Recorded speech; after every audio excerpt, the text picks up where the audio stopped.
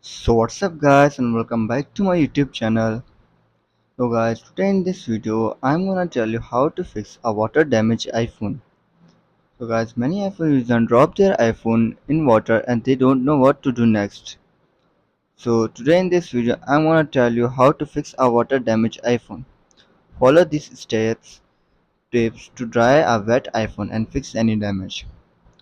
So our step number 1 is turn it off as soon as possible. Once you have taken the iPhone out of water, shut it down immediately and let it stay that way.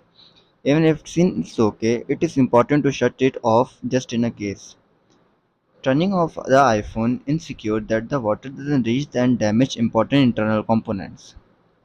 Then our step number 2 is remove the iPhone case and take out the SIM card. If the wet iPhone is in a case, take it out, remove the SIM card too from here. Leave the SIM card tray open so you don't trap water inside. Then our step number 3 is wipe your iPhone off. Use a cloth or a paper towel to dry out everything as much as possible. Dry everything out without moving these around too much. All this water can still make its way inside the iPhone, which isn't good, and it can damage your iPhone components. So dry it with any soft cloth or paper towel.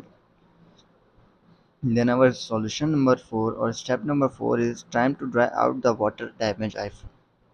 It's the final part and the hardest part because it involves leaving the iPhone alone for some times. We know that simply waiting isn't easy, but it's necessary. Let it air dry for at least 24 hours or 48 hours before turning it on. And applying these methods, you can save your iPhone from getting damaged. So, so guys, these were some simple steps to save your iPhone or to fix your iPhone if it's water get inside. So if this video helps you, then make sure to like and subscribe my YouTube channel for upcoming videos, and thanks for watching.